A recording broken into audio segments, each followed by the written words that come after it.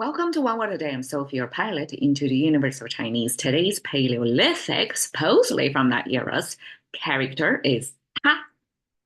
Actually, Chinese have three "ha" same pronunciation and a third person referral. And we have two of them about humans, which is he and she, right? Just like in English. And just like in English, we have it. And this is ta. If you look at the simplified Chinese and the mid-history, which is about 2,000 years ago, Xu Chen summarized this Chinese dictionary. Compare with that, you can see it's quite a different rendering. Contemporary Chinese, the simplified version, it's hard to tell why it means it, because it's made of this shelter, mian, radical, and then underneath it is a dagger. So it almost evoke a homicide, crime scene. It has nothing to do with it. The it looks like this in mid-history dictionary, and that looks like a snake head, isn't it? And it's a cobra indeed. And I check it out on cobra. Okay, it's an animal, a deadly animal, venomous snake from Asia and Africa. So definitely Chinese cultures got exposure to cobra. And I would imagine ancient times, hunter-gatherer society, when we hardly have much of a separation between human quarters and animals out there, and encountering of venomous animals probably can be fatally. That's why in the early survival days of a hunter-gatherer society that we want to note, create a character to note, okay, this is that ape thing out there you want to stay away from. And that's out of the necessity of survival that you have to tell your neighbors or your clansmen that stay away from it. That's the beginning of it. And eventually it extends its meaning into other. Because, okay, when we're thinking of this alien concept, in today's age, we probably, humans have seen the whole globe, right? Because we got to outer space, we can look back on what kind of planetary body we habitat on, make a habitat out of. So we have this earthling concept versus the alien, right? Some other intelligence from other planetary system. And that's the current scale of alien or other. Or in, say, American sense, the immigration service would use alien, mean non-American borns. Not necessarily, actually, it means non-US citizens.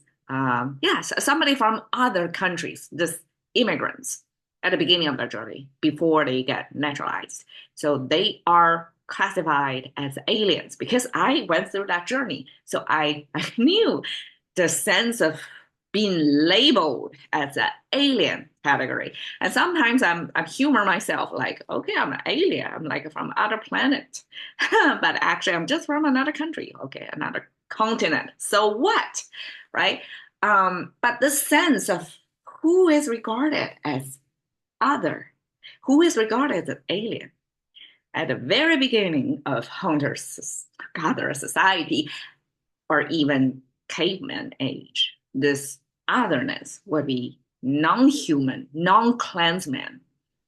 I mean, probably your enemies, if it's your from other clan, you can probably predict their behavior somewhat based on your own, same species at least. But if it is another species, then it's a little bit hard to negotiate or to deal with, right? You can just simply be bitten to be poisoned to death, like it. So that's the beginning of what is non-human otherness from that early age. 他山之石, okay, it mountain, located stone.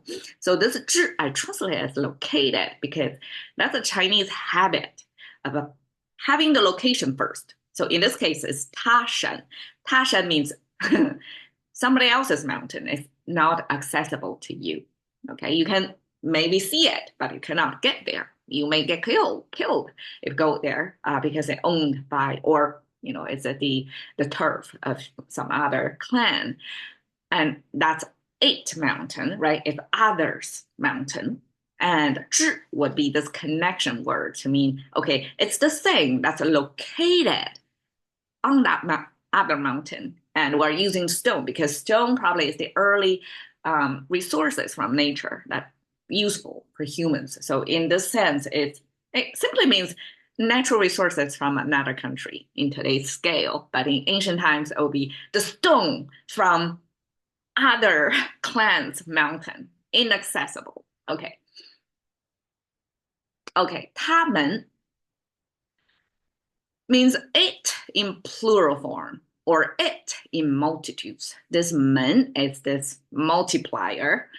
Okay, the convenience of Chinese is it's almost like Legos, right? You piece together. And so we have the singular form, and we don't bother to create another spelling, totally different thing, like they. We don't have they.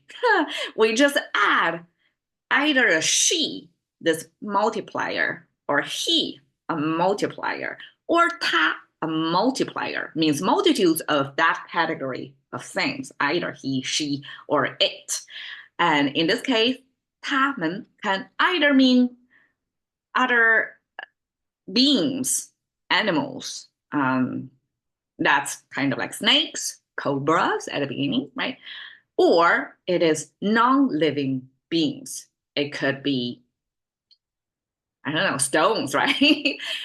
So this it multiple means multitudes of those. In English, it can be translated as they, because in English, they can mean genderless or categoricalless. It's something, not us. It's they. And this they can be a multiple different things, but it's in plural form. Okay. 其他 I translate it as 其他 qi means it, this, and ta means it or other. It looks like this is it, right? But 其他 doesn't mean this is it at all. In fact, 其他 probably means this is not it. 其他 means other than this. And 其他 in our conversational language, it means when we're talking about the subject matter. And the 其他 means beyond this thing, everything else. That's 其他. So you can almost consider it as if, else, right? And when we're talking about this if thing, and then 其他 will be else, just everything else. All right, so that's the beginning of cobra, extended into any kind of animals, and further extended to anything other than your tribesman or your civilization, your culture, otherness. That's the current concept. Thank you for your time. See you another day.